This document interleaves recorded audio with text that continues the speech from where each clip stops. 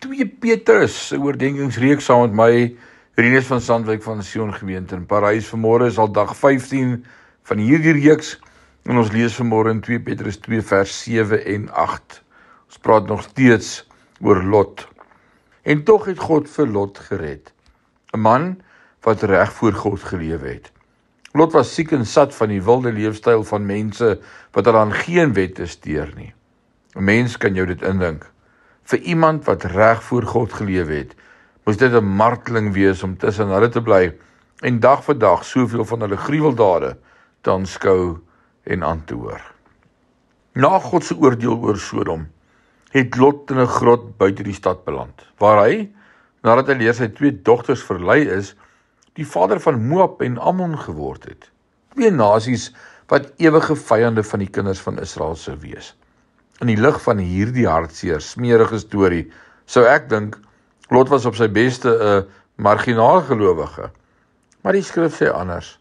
Want Petrus noem hom 'n regverdige man wat gekwel, bedroef, gepla was deur die besoedeling en die sonde om hom. Dit sê vir my 'n paar dinge. Eerstens, weet ons nie wat in die hart van 'n man aangaan nie. Ons mag dalk dink, daardie ou is in Sodom, hy is in sonde, maar omdat ons nie weet wat diep binne hulle aangaan nie, moet ons hulle nie oordeel nie. Die hart is bedrieglik, sê Jeremia vir ons, en bedrieglik bo alle dinge. Wie kan dit verstaan? Jeremia 17 vers 9. Dit is hoekom die Psalm sou sê, deurgrond my hart, o Heer, en kyk of daar enige verkeerde weg in my is. Psalm 139 vers 23. Ons het nie eens die vermoë om ons eie hart te ken nie, nog minder die hart van ander mense.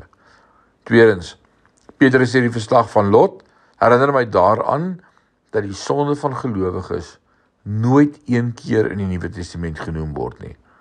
In die Ou Testament sien ons byvoorbeeld Abraham wat oor sy vrou lieg en sy eie veld te beskerm. Lot se dwaase fout om sy gesin na Sodom te verhuis. Dawid se moord op Uria en oorspel met Batseba. Maar in die Nuwe Testament is daar geen rekord van 'n gelowige se sonde nie. Hoekom? Want onder die nuwe verbond maak die werk van die kruis sonde vergewe en vergete. Die goeie nuus van die evangelie is dat, as jy wedergebore is, jy geregverdig is. Net asof jy nog nooit gesondig het nie. Christendom is nie gebaseer op goeie idees of goeie sienings nie. Dit is goeie nuus.